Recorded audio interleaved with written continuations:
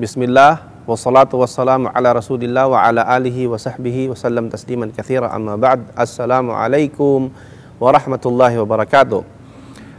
Bilang pagpapatuloy pong muli sa ating mga naunang natalakay, sa mga talakayin sa Ramadan, ang talakayin pong ito ay nakalaan bilang bago po ang panghuli, ika-29 na aralin. At ang pamagat po nito ay ang paghihikayat, pag-i-encourage sa mga tao upang gumawa ng kabutihan at ang pagbibigay, pagpapatuloy sa paggawa nila ng kabutihan. Sabi po ni Allah subhanahu wa ta'ala, ba'da a'udhu billahi minasyaitanir rajim, sabi niya, wa'bud rabbaka hatta ya'tiyakal yaqin. Sinabi ni Allah subhanahu wa ta'ala, at sambahin mo ang iyong Panginoon hanggang sa marating mo ang yakin, hanggang sa marating mo ang tinatawag na katiyakan. Ang katiyakan, ayon na rin sa pagpapaliwanag ng ating mga pantas, ay ang kamatayan. Ibig sabihin, ang isang tao na nabubuhay bilang isang Muslim ay marapat sa kanya na isaalang-alang ang paggawa ng kabutihan. Hindi lang sa mga espesyal na mga pagkakataon, hindi lang sa mga lugar na kung saan pinagdadausan ng mga kabutihan, kung hindi kahit saan man siya magpunta at sa anumang pagkakataon, nararapat sa kanya na gumawa ng kabutihan. Paano mo sasambahin si Allah subhanahu wa ta'ala? Na ipinayo niya sa iyong sambahin mo siya hanggang sa marating mo ang katiyakan. Kung ang iba naman sa atin ay nagfa-fasting lang siya sa buwan ng Ramadan o hindi kaya gumagawa lamang siya ng kabutihan sa buwan ng Ramadan. Makikita mo siyang nagdarasal sa buwan lamang ng Ramadan, pero pagkatapos ng buwan ng Ramadan ay hindi mo na makita sa masjid. So ito ay isang pagtitiyak o di kaya kinakailangan nating bigyan ng pansin na hindi lamang sa buwan ng Ramadan dapat magsagawa ng pagsamba ang isang tao.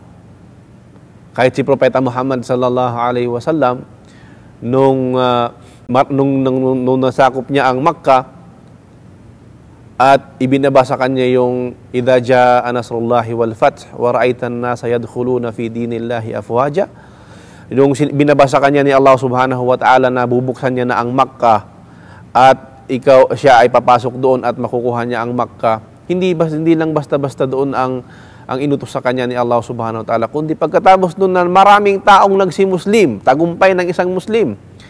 Anong inutos ni Allah subhanahu wa ta'ala? Kabutihan. Pagkatapos ng kabutihan, titigil tayo sa paggawa ng kabutihan? Hindi. Ang sabi ni Allah subhanahu wa ta'ala, fasabbih bihamdi rabbika wastaghfir innahu kana tawwaba. Pagkatapos magkaroon ng kabutihan at mga tagumpay na nagawa, ang utos ni Allah subhanahu wa ta'ala, fasabbih, purihin, pagsamba pa rin. Fasabbih bihamdi rabbika wastaghfir. Purihin mo si Allah subhanahu wa ta'ala at humingi ka ng kapatawaran sa Kanya. Ibig sabihin, ang kabutihan ay susundan ng kabutihan. At hindi yung kagaya ng ginagawa ng mga kapatid natin, naway gabayan sila ni Allah subhanahu wa ta'ala. Kapag nakagawa ng kabutihan, ang akala okay na, titigil at gagawa naman ng hindi kabutihan. Allahumma musta'an. Hindi po ito ang sunna at pamamaraan ni Propeta Muhammad sallallahu alaihi wasallam.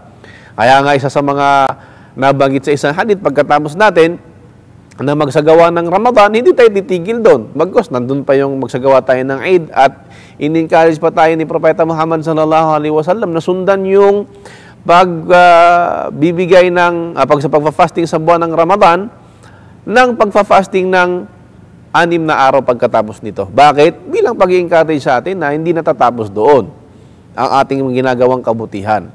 May mga taong sumasamba lamang sa Ramadan. Bakit? Ang kanila bang sinasamba sa Ramadan ay ibang Diyos? Pagdating naman sa ibang buwan ay hindi na yun yung Diyos na sinasamba nila? Hindi, kapatid. Kung meron man tayong ginawa na pagsamba kay Allah subhanahu wa ta'ala sa buwan ng Ramadan, ito ay dahil sa itong buwan na ito ay buwan ng pagpapala. Ito ay buwan na kung saan sabi nga ni Propeta Muhammad sallallahu alaihi wasallam sa isang narration ng hadith na ang bawat gabi na sa buwan ng Ramadan ay may pinapatawad si Allah subhanahu wa ta'ala na kanyang mga alipin na papasok sana sa impyerno at papatawarin niya at papasok niya sa paraiso. Isang malaking gantimpalang ibinibigay ni Allah subhanahu wa ta'ala.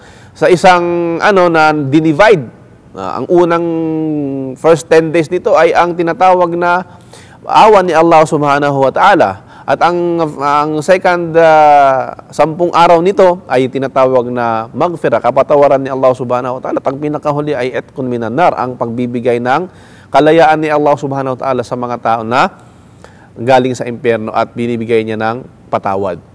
So, hinihikayat po natin ang ating mga sarili na hindi lamang po tayo gagawa ng kabutihan at hindi lamang po tayo gagawa ng magagandang bagay sa buwan ng Ramadan. Of course, idinidiin natin na kinakailangan sa buwan ng Ramadan, at least kahit papano, dahil sa tulong na rin ni Allah subhanahu wa ta'ala na sinabi niya kapag buwan ng Ramadan, binubuksan ni Allah subhanahu wa ta'ala. Diba? Binubuksan ni Allah subhanahu wa ta'ala ang pintuan ng paraiso. Idha ja'a Ramadan, futtihat abwabul jannah, wa ghulliqat abwabun nar, wa suffidatu syayatin.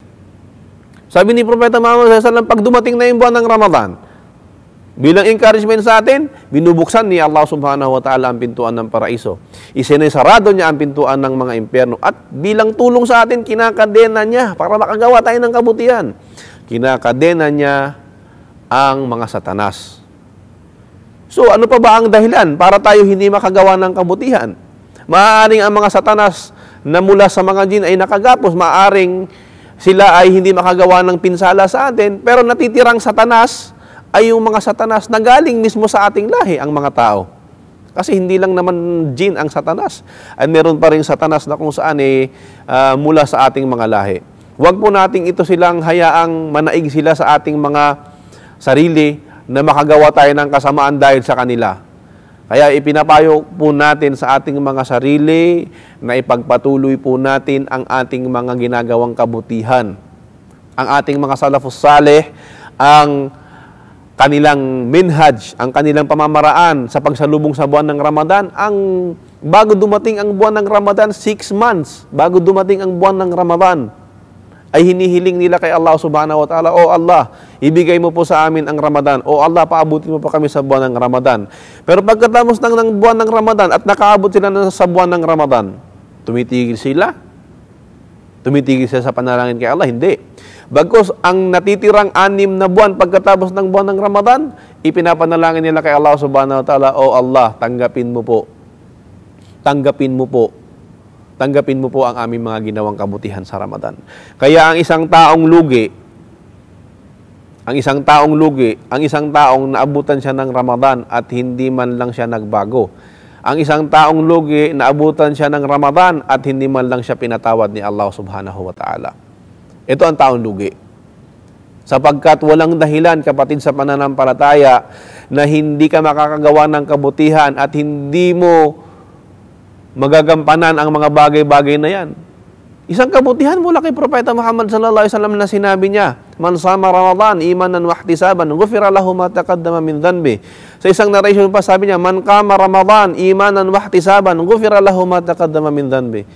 Sa isang narration ng hadith, kung sino man ang mag-fasting sa buwan ng Ramadan na may paniniwala kay Allah at paghahangad ng gantimpala, patatawarin ang kanyang mga kasalanan.